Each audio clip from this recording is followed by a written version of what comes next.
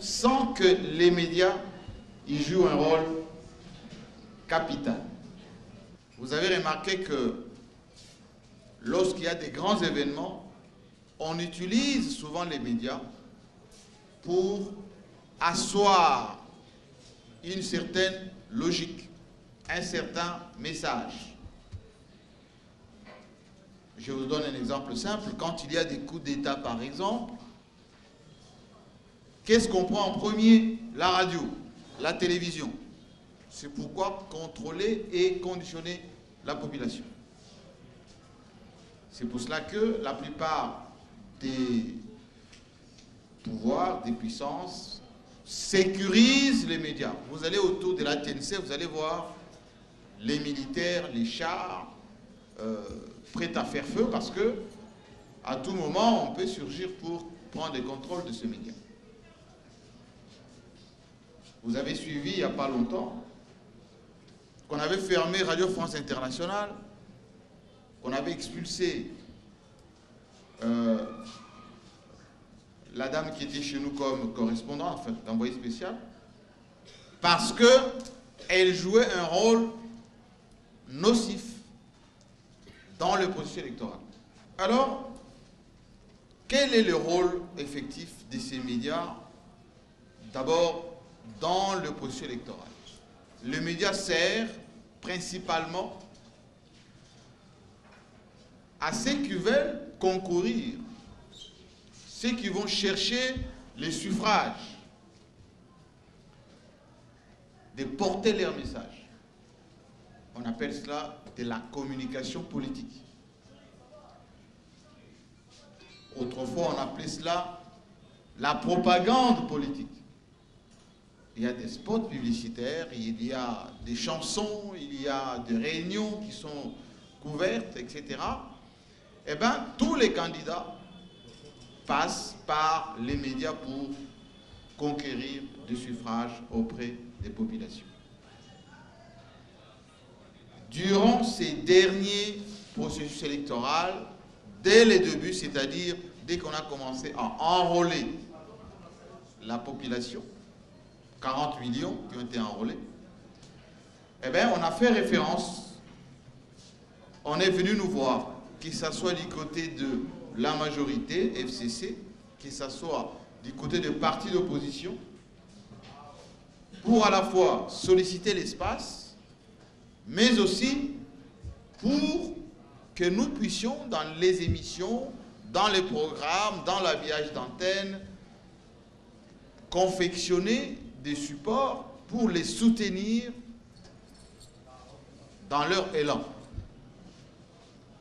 Et vous avez vu que beaucoup d'emplois du temps des chaînes de télévision ont été quasiment modifiés par rapport à cela. Les médias occidentaux, parce que je vais un tout petit peu m'apaisantir là-dessus, ont joué un rôle plus qu'important. Pourquoi? Parce que chaque élection, dans n'importe quel pays, doit être contrôlée par les centres de pouvoir au plan international. En termes géostratégiques, Freddy Mulumba va vous en parler davantage. On ne fait pas des élections d'une manière inconsciente, d'une manière gentille. C'est pour cela que le président Joseph Kabila avait préféré que ce processus électoral soit financé d'abord par les Congolais, contrôlé par les Congolais, de sorte qu'il y ait moins d'influence de la communauté dite internationale, une certaine communauté internationale. Parce que le mot communauté internationale fait référence aux grandes puissances, moins aux pays du Sud que nous sommes. Mais malgré cela, il y a eu beaucoup d'interférences de ces médias dans le processus électoral. Pourquoi? Parce que ces puissances occidentales ont voulu, veulent contrôler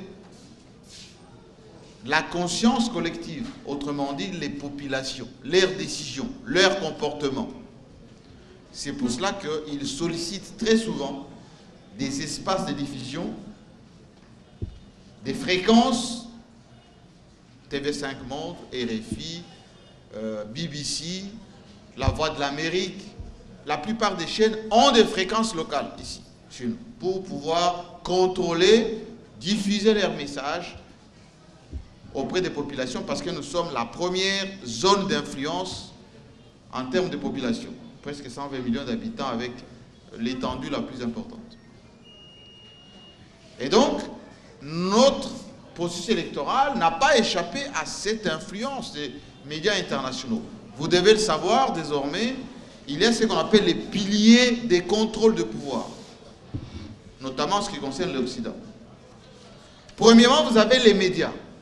On va beaucoup en parler, parce que ce sont les médias qui transportent le message de ces puissances. Il y a également les ONG, ce qu'on appelle organisations non gouvernementales. Vous savez que, a priori, ces ONG nous aiment bien, ils nous amènent le bien-être, ils nous amènent à manger, les habits, les tentes. Mais en réalité, rien de philanthropique dans tout cela. Parce que ces ONG sont financées principalement soit par les États directement, soit via les multinationales et les grandes sociétés qui veulent jouer un rôle important dans telle ou telle zone, comme chez nous par exemple. Et donc, par ces ONG, on fait passer les messages, on conditionne la population. Et chez nous, il a été utilisé beaucoup d'ONG pour contrôler la population. Et ça date depuis plus de 20 ans, lorsque il y a eu la crise à l'Est, avec les génocides rwandais, etc. Et ces ONG ont également joué un rôle très important dans les processus actuels. Vous avez entendu parler des 40 000 observateurs, 40 000 smartphones. Hein. Rappelez les débats que j'ai eu avec Amitatou sur TV5. Il parlait des 40 000 smartphones distribués aux 40 000 observateurs. Et l'abbé Chollet a répété quasiment la même chose. Mais ces 40 000 correspondaient effectivement aux ONG utilisées par ces puissances, par ces multinationales, pour contrôler le processus électoral. Il y a aussi les spécialistes, on les appelle experts, qui a priori, lorsqu'ils analysent les situations, eh ben, ils vous donnent l'impression qu'ils sont des intéressés, société civile, ils ont l'expertise de votre pays, tout simplement parce que ce sont les scientifiques. Ce qu'ils disent, c'est innocent, ça vous permet seulement d'avoir un éclairage. Mais en réalité, ces instituts scientifiques de recherche, comme Crisis Group, pour ceux qui connaissent les secteurs de géostratégique, eh ben, ces instituts de recherche sont souvent financés soit par les États, soit par ces multinationales. Pourquoi faire? Pour influer sur la prise des décisions. Quand ils vont édicter des rapports, on va dire, un institut de sondage, un institut d'experts a publié un rapport sur tel ou tel pays. C'est un rapport qui fait autorité. Donc forcément, il faut les suivre, ces rapports. Et vous allez voir que même les Nations Unies vont citer ces rapports. Les étudiants vont citer ces rapports. D'après le rapport 2, il y a autant de violations des droits de l'homme, corruption, etc. dans tel ou tel pays. Tout ceci, pourquoi? Pour conditionner le contrôle de la situation. Et si tout ceci ne fonctionne pas, ces grandes puissances, ces multinationales, recourent aux interventions armées. Pourquoi? Parce qu'on veut contrôler les richesses, l'influence. Je peux vous donner quelques exemples.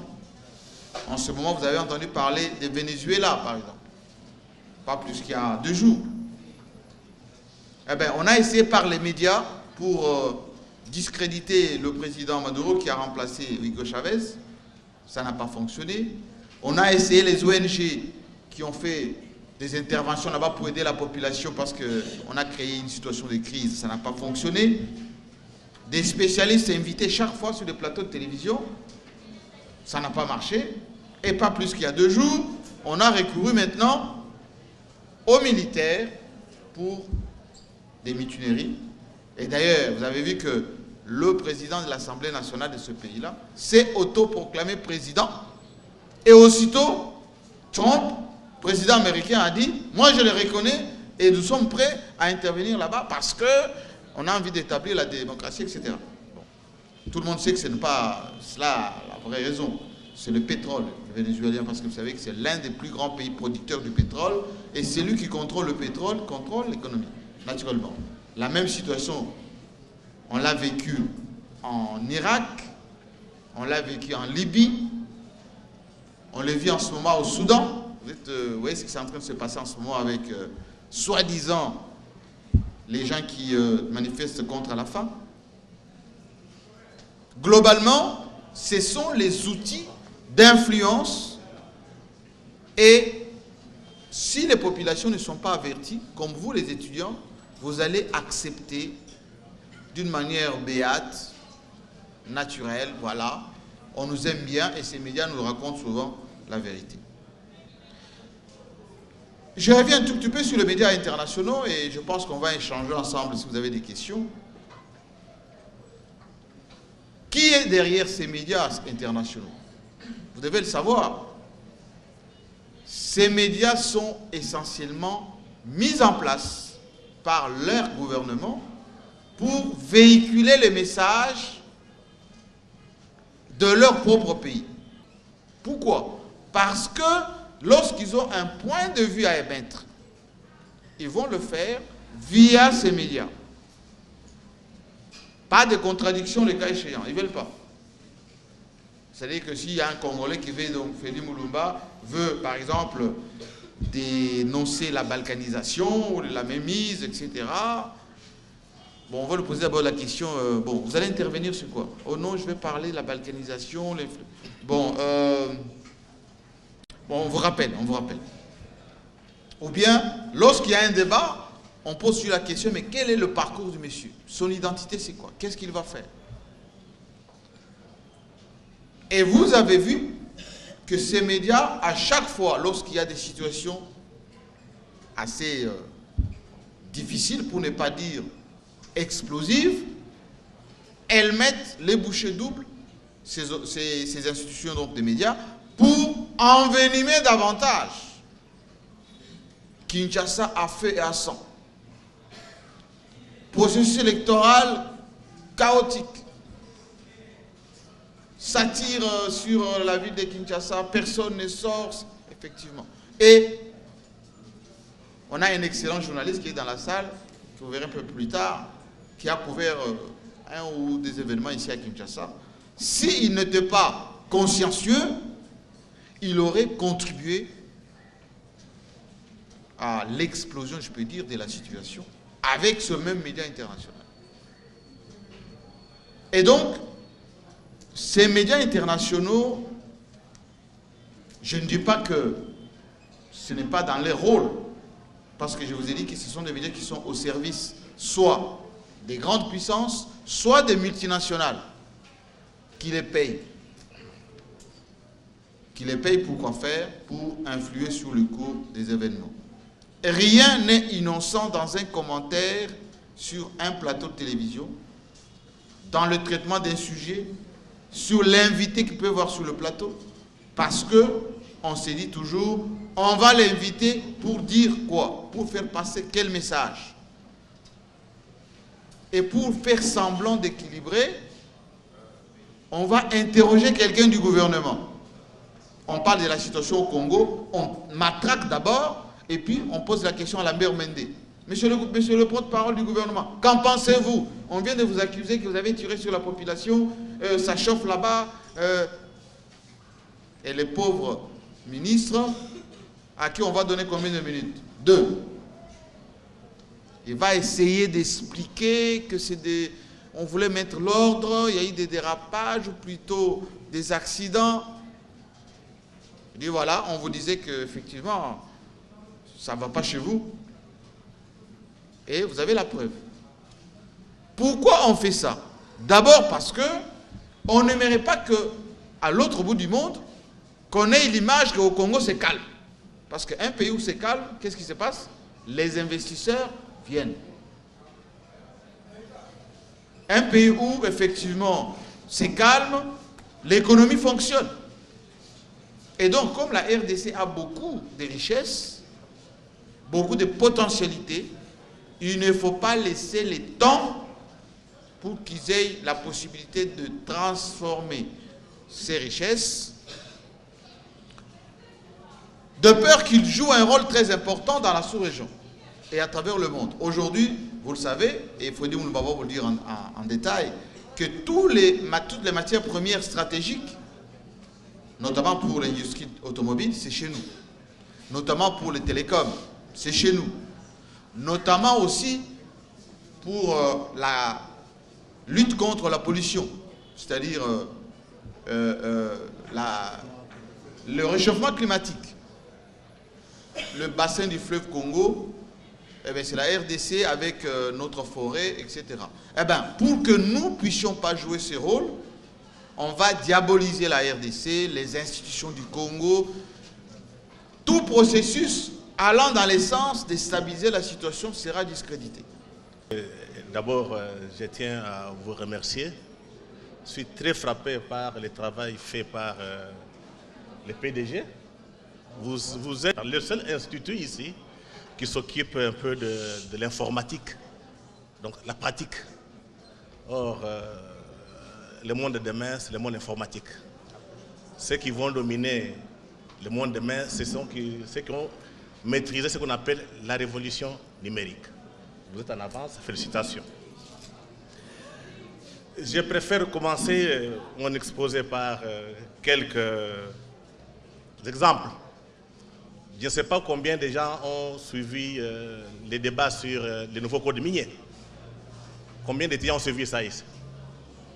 Malheureusement, les médias congolais n'ont pas fait beaucoup de débats sur les codes miniers, les nouveaux codes miniers.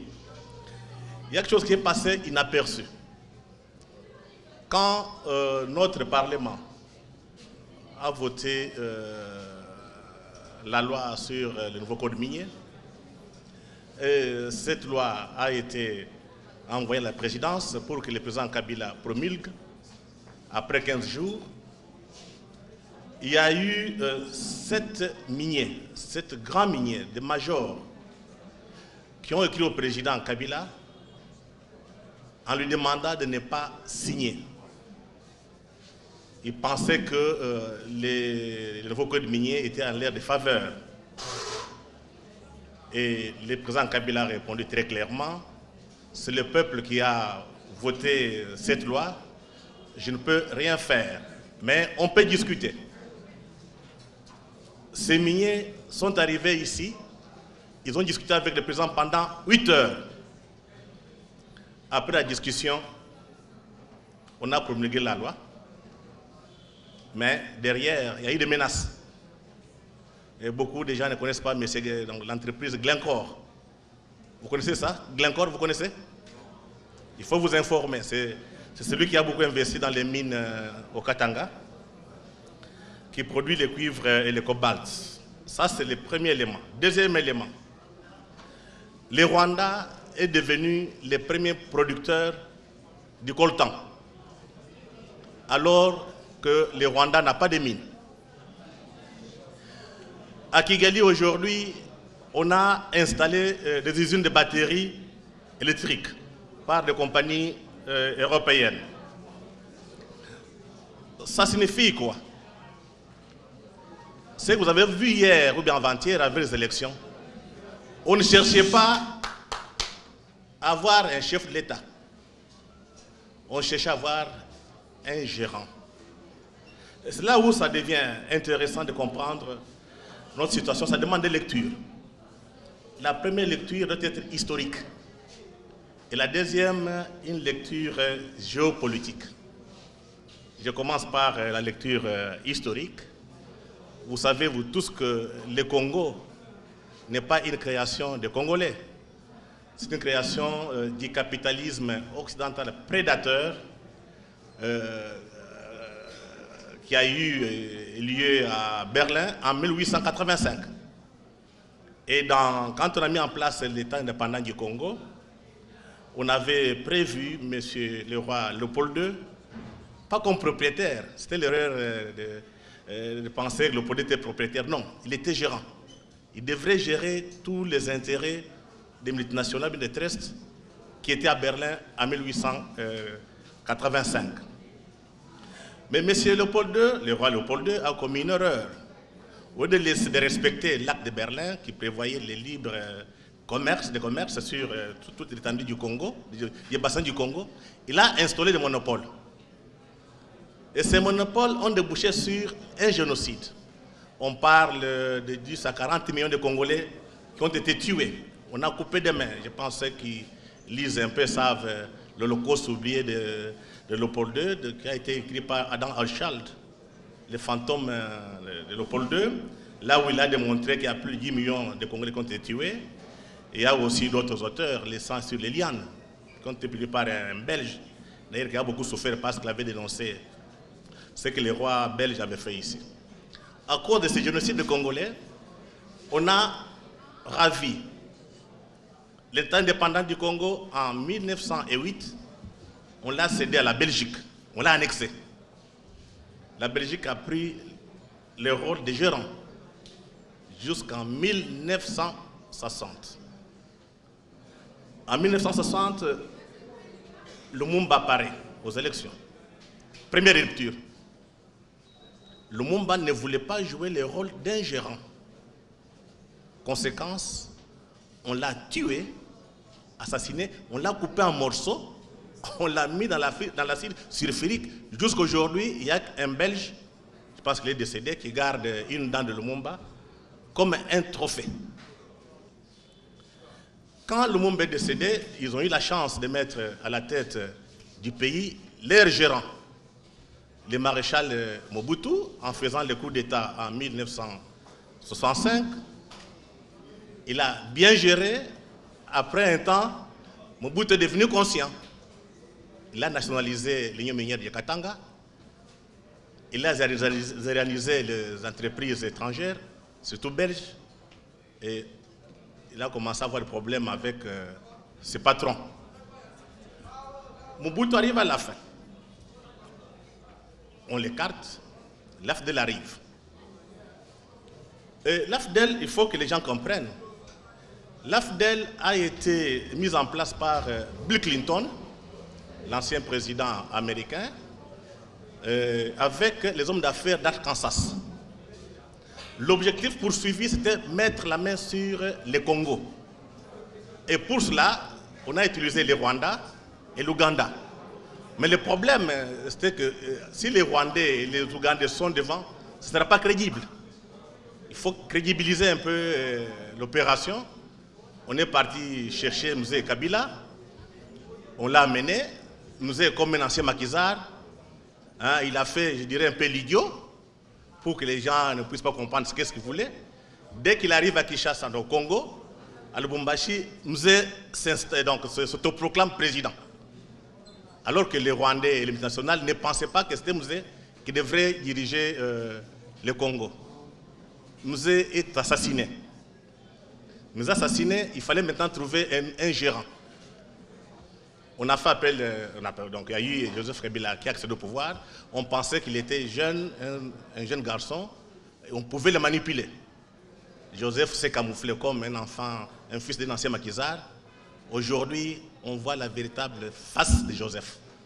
Il est différent, il n'est pas différent ni de Lumumba, ni de Mzee. Donc on peut dire que ce que Joseph vient de faire, c'est la deuxième indépendance de ce pays. C'est ça la lecture historique qu'il faut faire. C'est important. Et vous allez voir, pour beaucoup de gens qui ne connaissent pas comment les choses sont passées, pendant la période de transition, moi j'étais responsable du groupe de presse Le Potentiel, les gens qui sont aujourd'hui parmi les miniers, avant que la guerre commence, dans les années 90, avec Mobutu, ils ont fait passer une loi au Parlement de transition. Et le Premier ministre, le président Kengo était Premier ministre. Ce sont les mêmes entreprises qui étaient avec, Mobutu. Comme vous savez que Mobutu est arrivé à la fin, ils ont changé de camp, ils sont partis de l'autre côté de l'AFDEL. Et parmi ces entreprises, vous avez les petits-fils, arrière-petits-fils de ceux qui étaient à Berlin en 1885. Donc, ce qu'on a vécu hier, c'est une rupture. Je pense qu'il faudrait qu'on prenne conscience de cela et qu'on tienne tête à toutes les multinationales occidentales. Et ça m'amène maintenant à voir les enjeux géopolitiques. Vous avez vu que le monde entier avait des regards tournés sur le Congo. Ce n'est pas par hasard. Le Congo garde ce que je peux appeler les clés de puissance du XXIe siècle. Celui qui contrôle le Congo, il va contrôler la puissance du XXe siècle. Ça signifie quoi? Nous sommes dans un processus. Nous sommes dans une révolution numérique. Et cette révolution numérique est couplée de la transition énergétique. Il y a des matières qui sont chez nous. J'en prends deux. D'abord, le coltan. Vous savez ce que ça joue comme rôle dans la révolution numérique. Et deuxième élément, le cobalt. Nous sommes les premiers producteurs du cobalt dans le monde, 64%. Et dans le cobalt sert maintenant, ça va servir à la fabrication de batteries électriques. Donc on quitte de l'énergie polluante vers l'énergie propre. Donc on va abandonner petit à petit le pétrole, le mazout, le gaz, pour préférer un peu utiliser l'itanium, le cobalt, il y a aussi les terres rares, pour qu'on produise une énergie propre. Donc, ces matières premières se trouvent chez nous. C'est ça aussi les malheurs. Donc, sans le Congo, il n'y a ni révolution numérique, ni transition énergétique. Et ce qui est grave, pas grave, ce qui est peut-être plus important, c'est de voir que le Congo qui détient 64% du cobalt dans le monde est allié à la Chine. La Chine contrôle 98% des terres rares. Donc, sans le Congo et sans la Chine, il n'y a pas d'une révolution ni numérique, ni une révolution, une transition énergétique. Donc, il faut que vous tous, vous qui êtes jeunes, que vous soyez conscients. Nous sommes une puissance. Nous avons l'élément de puissance en main, c'est le cobalt. Voilà pourquoi tout le monde se bat pour avoir des clients à la tête du Congo. Celui qui va contrôler le Congo contrôlera le monde de demain. C'est ça l'enjeu géopolitique. Et ce qui va compliquer les choses, je pense, Jean-Marie vient de parler de la crise économique qui est en Europe. Nous devons déjà nous préparer à la guerre, qu'on ne soit pas naïfs. Pour ceux qui suivent un peu la situation du pays, vous allez voir, on a commencé avec Île de Gorée. Vous avez vu que notre opposition, même l'Église catholique, était là-bas. De l'île de Gorée, ils sont partis à Bruxelles. On a fait le rassemblement. Le rassemblement, je pense, la finalité, c'est passé à Genève. Est-ce que vous comprenez quelque chose? Les gens qui veulent gérer ces pays, des Congolais, vont se réunir à Genève pour dire qu'on va trouver un candidat commun.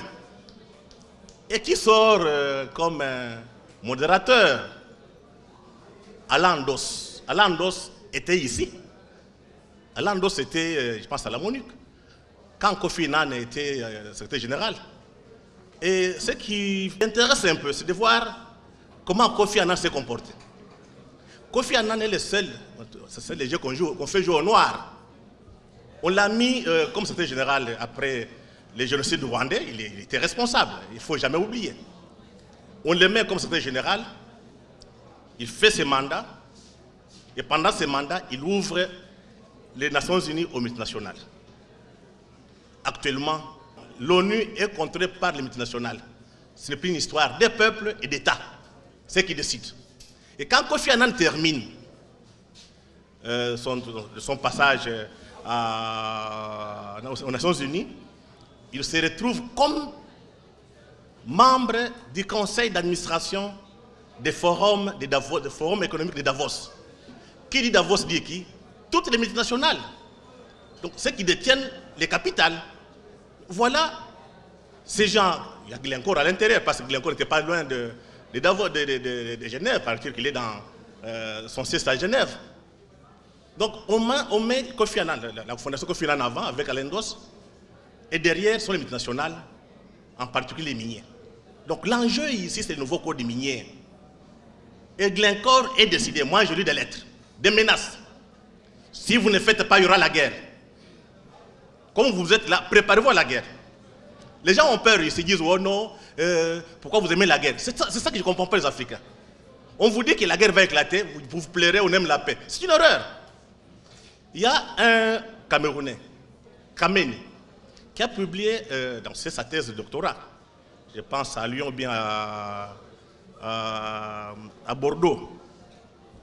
Kameni a démontré, à chaque fois qu'il y a des innovations technologiques, on a besoin de matières premières. Ces matières premières se trouvent au Congo. Et à ce moment-là qu'il y a des guerres, il a vu la guerre de l'Afdel, la guerre de Nkunda, et maintenant il faut se préparer à la guerre du Cobalt. On ne va pas nous laisser. Les Occidentaux ne comprennent les rapports de force. Quand j'ai un rapport de force, d'abord intellectuel, on a étudié comme eux, comme ils sont des menteurs, ils ne disent pas jamais la vérité, il faut les contredire. Ça se fait des médias forts, des hommes intelligents, des hommes qui travaillent. Deuxième élément des rapports de force, c'est l'armée. Les gens racontent ici, ils ne comprennent pas. Vous voyez l'Amérique? L'Amérique, le cœur du pouvoir, c'est au Pentagone. La force militaire, vous jouez demain matin, on envoie des militaires, on arrange les choses. Ce n'est pas vos discours, oh, démocratie, bonne gouvernance. On vous distrait. Donc, la puissance militaire vous donne l'indépendance. Et troisième élément, c'est les rapports de force économique. Je pense qu'aujourd'hui, avec notre code minier, il sera difficile que ces gens viennent encore nous donner des leçons. Voilà pourquoi il faut qu'on ait des hommes. Quand je dis des hommes, des gens debout, des gens conscients, pas des élites aliénées, des Muzunga Nasema. On a l'impression dans notre pays, on a eu la malchance d'avoir une mauvaise colonisation d'un petit pays comme la Belgique. C'est curieux que les Congolais disent la Belgique c'est encore une grande puissance. Je vois toute l'opposition congolaise à Bruxelles. Moi ça m'étonne. Ça prouve qu'on a un beau pays, on a une puissance, mais on n'a pas des élites qui méritent. Donc il faut en créer. Ça c'est aux jeunes. Parce que la plupart de nos papas, ils étaient à l'école coloniale, l'école des Belges, où on les a éduqués à être flatteurs, à se dire moi je suis pro-belge, à travers pour les intérêts étrangers. Vous devez changer. Vous avez un grand pays, une puissance, ça demande des hommes debout, très consciencieux, capables de se battre à tout moment. On dit demain qu'il y a la guerre, on mobilise 1 million de Congolais, on prend des armes, on défend le Congo, on défend les intérêts dans les frontières et on défend les matières premières. Si vous ne faites pas ça, on va vous faire esclaves ici, on va prendre certains d'entre nous, on nous corrompt, nous sommes en cravate et costume, nous sommes à l'inter, on prend du bon vin, on prend des caviar, alors que nos parents, nos cousins sont au village pieds nus. Est-ce que vous posez une question? Chaque fois quand on pose la question aux Congolais, pourquoi un pays riche, vous êtes pauvre? Oh non, il n'y a pas de démocratie, il n'y a pas de bonne gouvernance, il y a corruption. Mais c'est faux. Nous sommes victimes du capitalisme occidental prédateur. Et je demande à beaucoup d'intellectuels de lire Karl Marx. Lisez Karl Marx, vous allez comprendre ce qui nous arrive. Les drames qu'on ne lit pas Karl Marx. Il faut lire profondément. Regardez la Chine. Est-ce qu'il y a démocratie en Chine? Aujourd'hui, on se parce que la Chine est puissante. Est-ce qu'il y a une élection en Chine? Et vous pouvez poser la question pourquoi ces gens viennent ici pour vous dire vous devez aller aux élections. Un individu comme un Belge, la ministre des Affaires étrangères, c'est qui encore? Renders, il se réveille le matin. Non, non, je ne suis pas d'accord avec ça. Mais de quel droit? Ça prouve qu'on a construit un paradigme depuis 1885 qui vous fait croire que les Blancs sont supérieurs, les Blancs sont chefs, les Blancs intelligents, vous, vous êtes idiots, vous êtes barbares, vous devez accepter ce qu'eux disent. Et la meilleure façon de faire, c'est remettre en cause ces paradigmes. Construire un nouveau paradigme qui peut permettre à notre élite d'avoir conscience. Mais malheureusement, je m'excuse, professeur Kambaye Bachela, nos universités ne font rien. On reproduit les discours qui viennent de l'extérieur. Si vous voulez dominer un peuple, il faut dominer sa culture.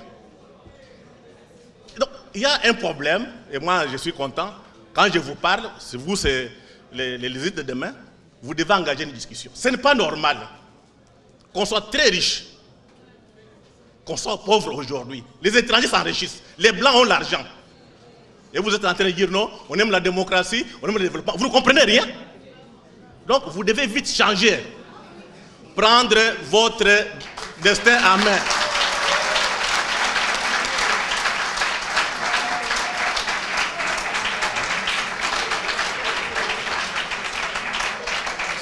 Vous qui êtes jeunes, vous avez un très beau pays, un grand pays. Nous sommes une puissance. Nous avons les éléments de la puissance. C'est d'abord la population. Nous avons 86 millions d'habitants. Les richesses, nous sommes extrêmement riches. Nous sommes un pays pétrolier. On a tout. Nous avons la position géostratégique. Ce qui nous manque, c'est des hommes. Je prends un exemple. Peut-être beaucoup de gens n'ont pas suivi les discours du chef de l'État, Joseph Kabila, même l'interview qu'il a accordée à Mme Corinne Blackman. Le président Kabila regrette toujours, il dit, l'échec pour lui, on n'a pas pu transformer les Congolais. Mais dernièrement, il dit, les Congolais ne l'ont pas transformé. Ça signifie que notre difficulté ici, les pays grands, mais les élites voient petit. Donc vous devez avoir un esprit de grandeur, rêver grand, rêver parmi les meilleurs, parce qu'on a tous les éléments. Ça demande quoi? Une organisation, être rigoureux et lucide. Mais malheureusement, on passe tout le temps à danser, à boire. Quand il y a des fêtes, on est perdu. Donc, vous qui êtes étudiants, apprenez, étudiez. Il faut retenir, nous sommes une grande puissance. Aujourd'hui, nous avons notre indépendance politique, notre indépendance économique. Maintenant, il faut que les gens tiennent debout. Parce que ce qui va se passer demain, ces gens-là qui sont en crise, ne vont pas nous laisser tranquilles. Vous entendrez que la guerre a commencé, comme d'habitude. On prend le Rwanda, on prend l'Ouganda. Ils vont venir. Est-ce que vous trouvez normal, M. Kagame, avec quelques potentats africains, il se retrouve à Addis Abeba. Nous, on a élu nos dirigeants ici. Ils disent non, arrêtez, on va venir. De quel droit? Mais je ne sais pas si les Congolais sont conscients. Et j'ai vu dans la presse, j'ai vu cette élite, personne n'a parlé. Vous n'êtes pas des hommes. De quel droit peut se permettre? Nous, on a élu nos dirigeants. Non, non, attendez, je vais venir. Ça suffit quoi? Les parrains l'ont envoyé. Allez dire, ces noirs-là ne comprennent rien, ne mettent pas ces pays. On va mettre un dirigeant. Heureusement, on les a mis au mur. Aujourd'hui, nous sommes un État indépendant. Donc, vous devez vous comporter avec fierté. Nous sommes un grand peuple.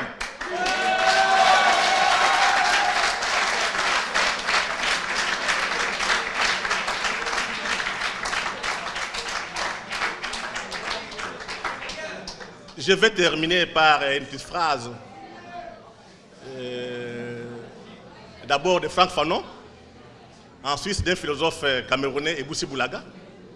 Franck Fanon disait « L'Afrique a la forme d'un revolver dont la gâchette se trouve au Congo. » Et Ebussi Boulaga disait « Quand le Congo s'éveille, l'Afrique va ressusciter. » Donc nous avons un devoir, une mission d'une puissance en Afrique centrale pour que l'Afrique soit debout. Donc prenez votre destin en main. Je vous remercie.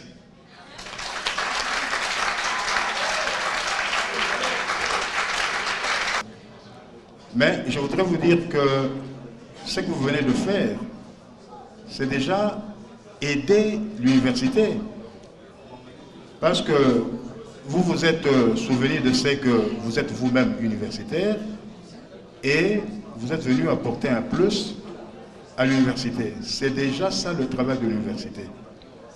Je voudrais vous aider aussi vous-même parce que les deux thèmes que vous venez de développer peuvent faire l'objet des sujets de thèse de doctorat.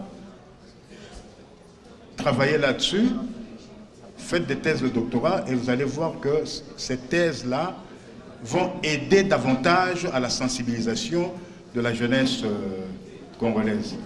Tout ce que je voudrais demander, c'est de dire à la jeunesse qui est concernée de relayer le message nous apporté par les deux directeurs généraux. Et je voudrais également leur demander de ne pas seulement s'arrêter à l'ISIPA, mais c'est de faire le tour de la plupart des établissements d'enseignement supérieur de notre pays.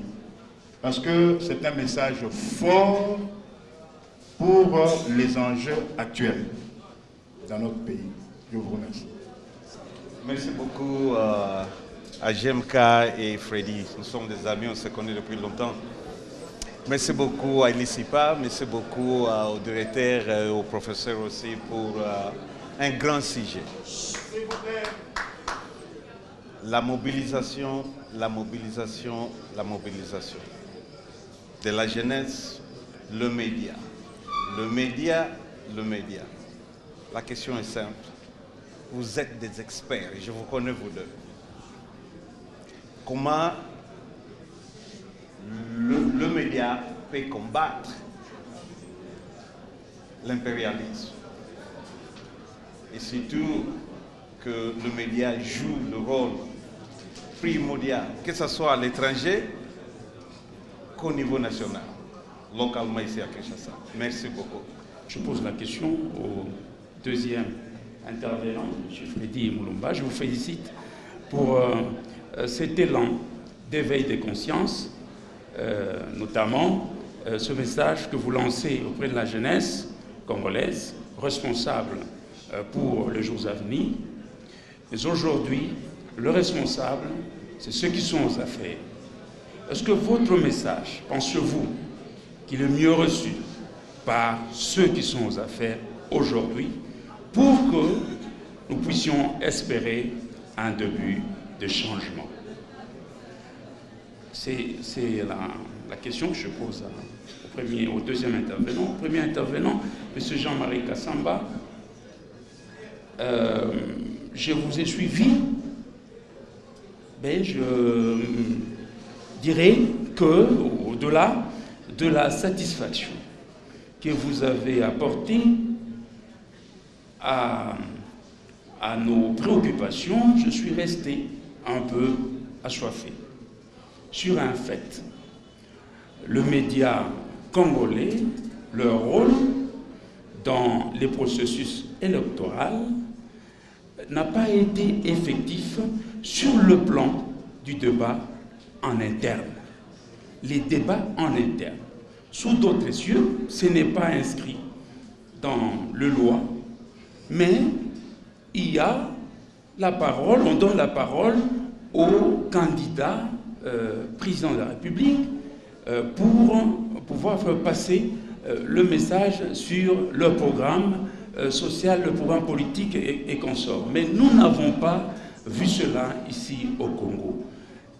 Que pensez-vous de ce déficit communicationnel en rapport à cet aspect? Merci beaucoup. Je me pose la question, et cette question, je me la pose, je suis sûr que vous la posez. Mes amis, est-ce qu'on peut manger du coltan pour se développer? Est-ce qu'on peut manger du coltan pour se développer? On peut manger du cuivre pour se développer. Est-ce qu'on peut manger de l'argent pour se développer?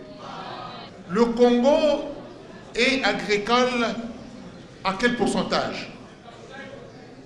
80%? Le Congo est d'abord agricole avant d'être minier. Il est minier. Est-ce qu'on peut passer son temps à étudier, à nous bourrer les oreilles avec le code minier, alors que nous n'avons pas vu ce que c'est le coltan? Qu'il ne faut pas que les autorités qui dirigent le pays puissent nous distraire avec l'affaire de code minier, parce que nous avons besoin de Pondou, de Mbika, de Wandou, de Massango. Le professeur Kambaye, j'ai dit j'aurais aimé qu'il soit là. Il fut ministre lui-même dans ces pays. Il ne faut pas dénaturer, ni non plus démotiver les jeunes que vous êtes, parce que nous avons été sacrifiés par ceux qui nous ont précédés. Il ne faut pas qu'on vous sacrifie aussi. Voilà pourquoi on est en train de vous sensibiliser aujourd'hui, pour que vous puissiez prendre votre destin en main. Voilà, j'ai dit. Nous prenons l'intervention du journaliste Adam, qui est un grand journaliste. Il était à Télé7, il est à la RTNC aujourd'hui. Merci beaucoup pour la parole. En fait, ce n'est pas une question, c'est juste une contribution. J'aimerais avant tout saluer Jean-Marie Kassamba, qui est une personnalité pour laquelle j'ai un immense respect. Et un professionnalisme vraiment hors pair. J'ai travaillé pour France 24 pendant 3 à 4 ans. Je vais vous citer 2 cas.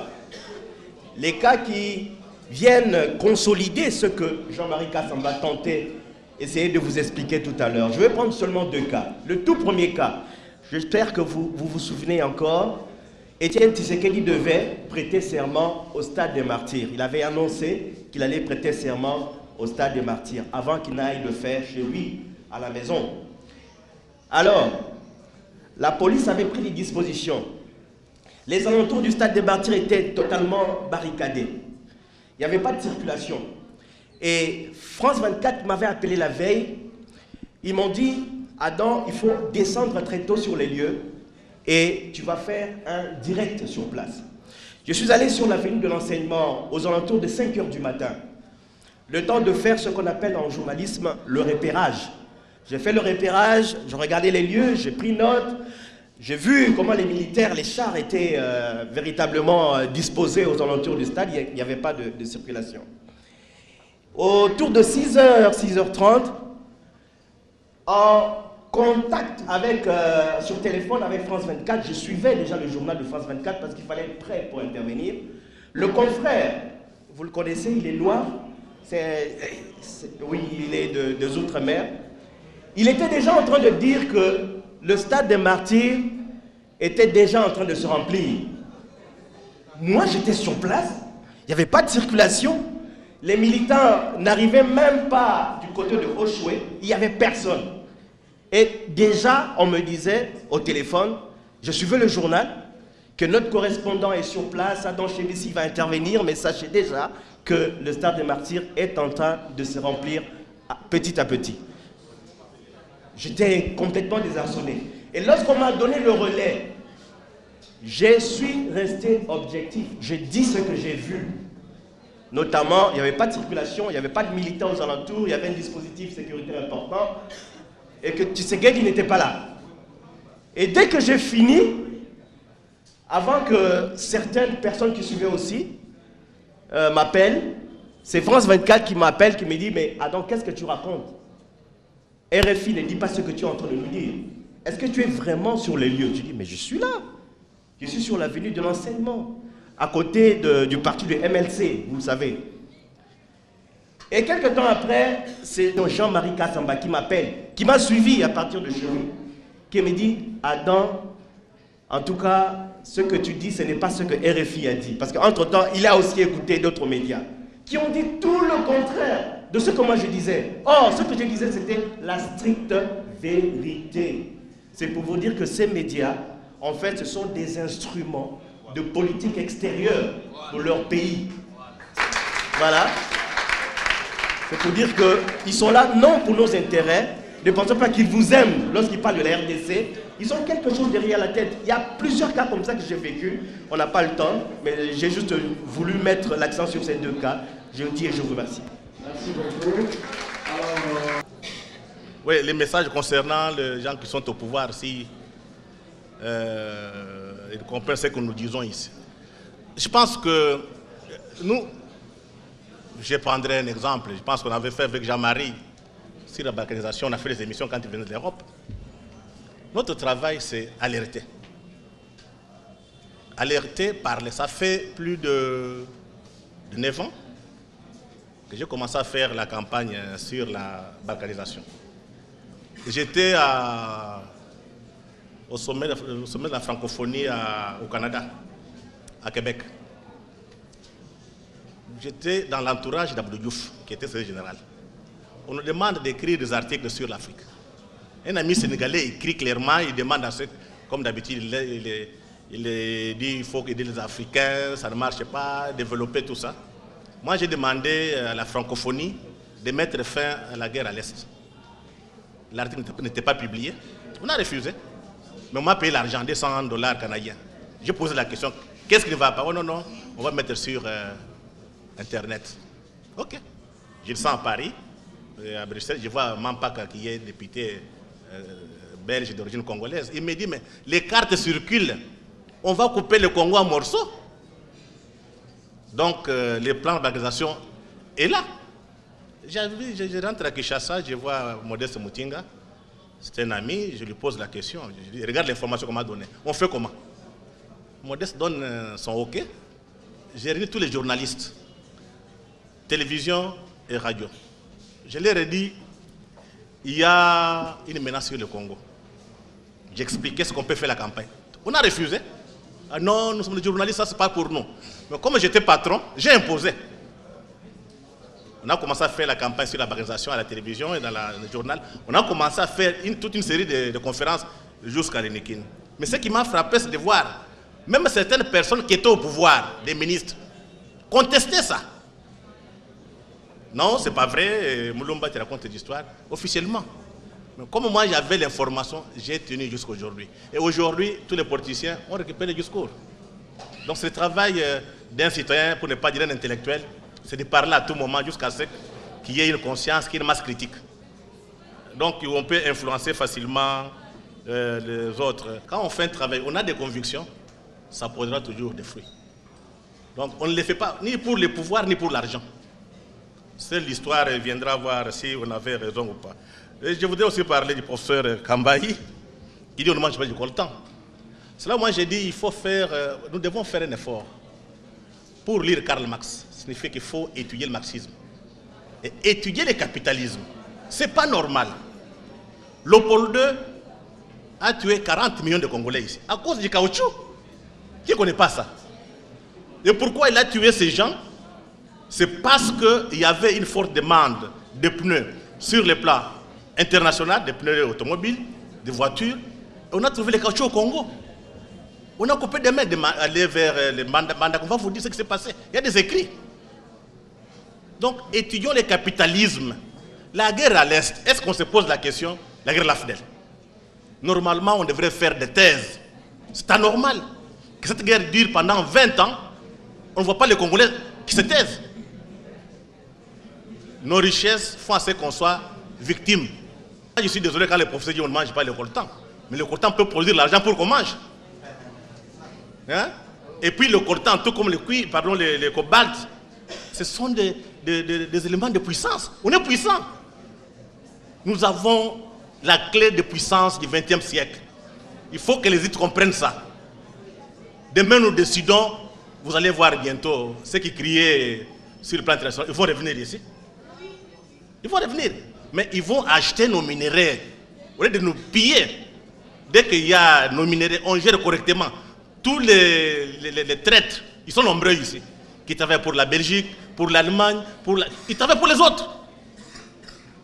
On met dehors tous ces traîtres, je pense que notre peuple sera heureux. Vous savez, nous, Africains, on n'a pas cette culture de manger seul.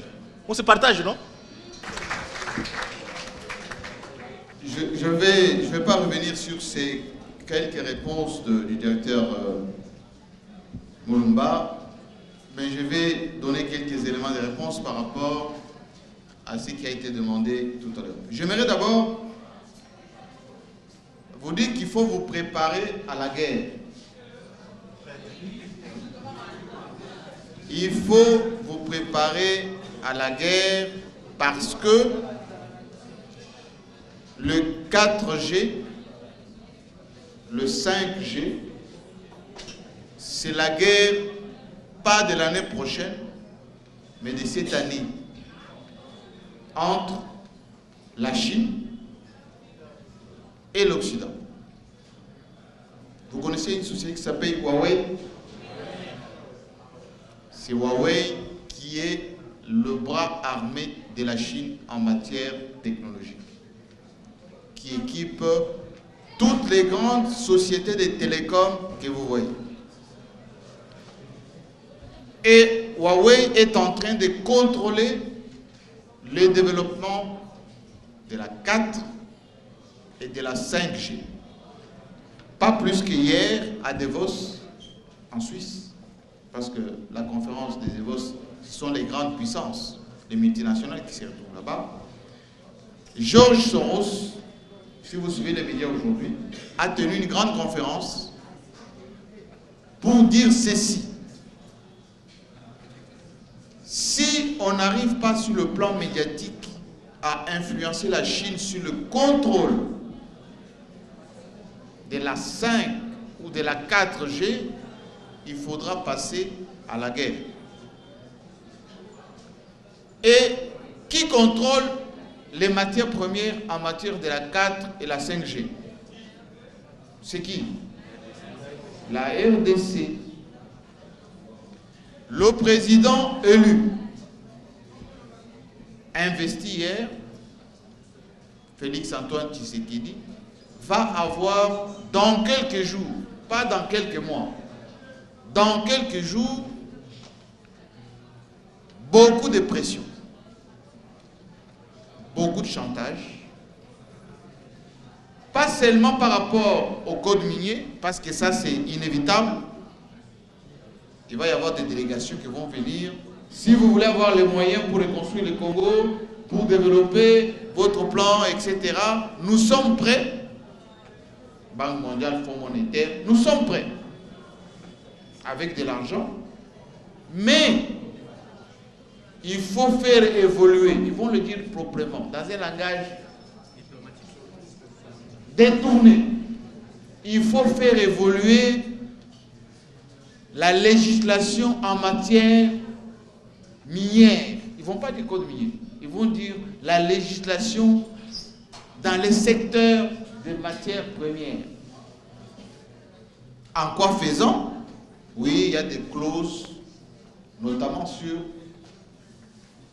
les paiements de la rétrocession. Le nouveau code minier, c'est combien de pourcents? C'est 12, je pense. 15%. Et l'ancien, c'était combien? 3%. Même pas, à peine 3%. La fameuse clause de stabilité, c'était ça. On paye à peu près 3%. Sur 10 ans, vous ne touchez à rien.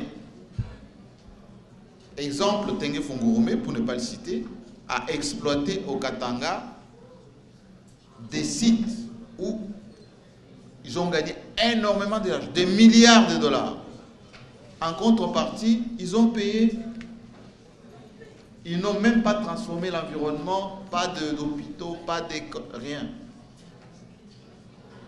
Et les autres miniers, c'est pareil. Donc, il faut vous préparer à la guerre. Elle va partir principalement du Katanga, parce que les coltans est là-bas, les cobalt c'est là-bas. Enfin, à l'est, ils ont déjà tué suffisamment, presque 10 millions de Congolais. Ça va partir du Katanga.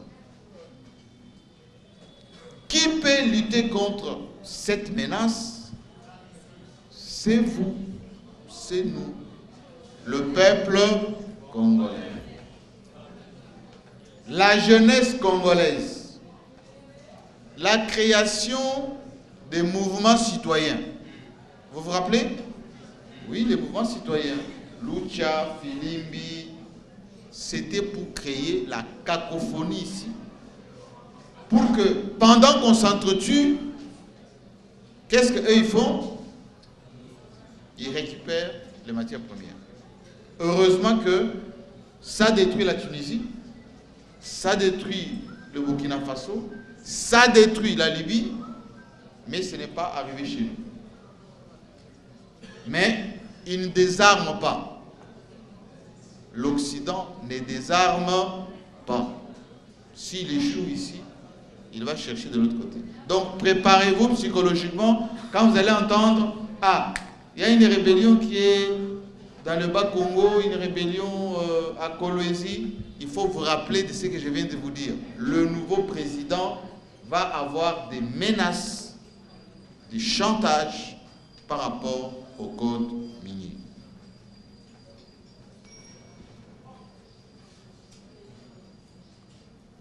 Et le professeur Mambolo, que je connais très bien, un très bon spécialiste, il pose la question comment les médias peuvent combattre l'impérialisme. Mais d'abord, il faut comprendre, je vous expliquais tout à l'heure que les médias ne se comportent, enfin les médias internationaux, ne se comportent jamais d'une manière innocente. Jamais. Vous allez remarquer que ces médias, lorsque ils veulent discréditer un État, ils commencent par soulever des thématiques qui vous flattent le peuple, n'est-ce pas? Exemple, pour les étudiants congolais étudient dans les très mauvaises conditions. Il n'y a pas de bourse, il n'y a pas de... L'université ne donne rien, il n'y a pas de budget important. Qu'est-ce qu'on suscite chez les étudiants? La révolte.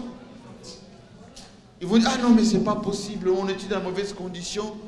Et puis, à contrario, ils mettent vos dirigeants devant. Ils vont photographier sa maison, sa voiture, ses enfants. Regardez les dirigeants, regardez-vous.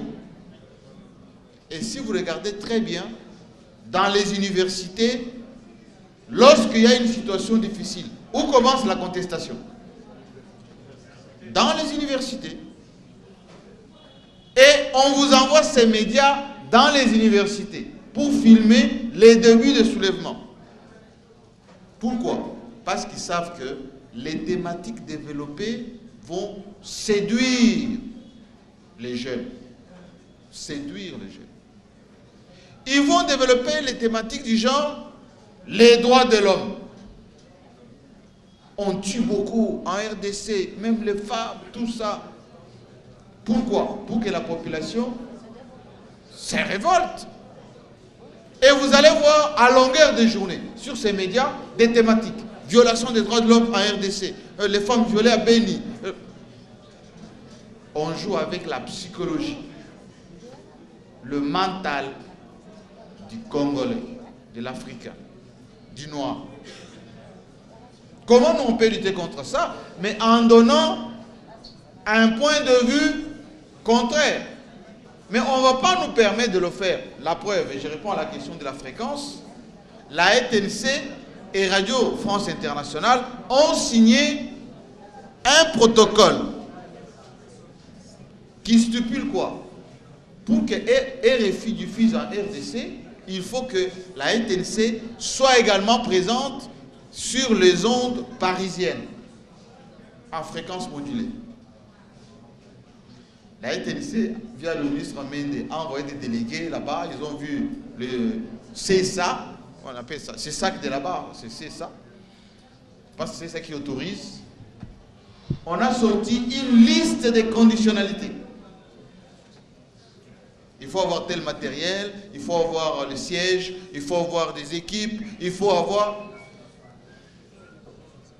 Conclusion, jusqu'à aujourd'hui, la RTNC n'est pas sur la bande modulée de Paris. La RTBF, la même chose. Mais ici à Kinshasa, on a tout simplement coupé pour 10 jours RFI. Qu'est-ce qu'on n'a pas entendu au sein de la jeunesse congolaise? Ah non, c'est pas normal, il faut remettre RFI. C'est pas normal. Est-ce que vous avez déjà vu une manifestation des Congolais exigeant la présence de la RTNC à Paris? Oui ou non? Est-ce que vous avez déjà demandé? Non. TV5, la même chose, qui est captée jusqu'à Lubumbashi, jusqu'à l'intérieur du pays, en clair. Mais allez demander à Bruxelles pour que vous regardiez la RTNC ou Télé 50, vous ne verrez aucun Congolais exiger ça. Et les Occidentaux le savent. Ils savent que les Africains ne revendiquent jamais. Vous ne revendiquez jamais. Chez eux. Donc, j'ai conclu en vous disant ceci.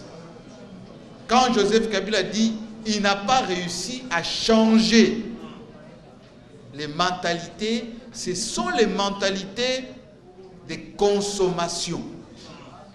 Nous ne devons pas être des consommateurs.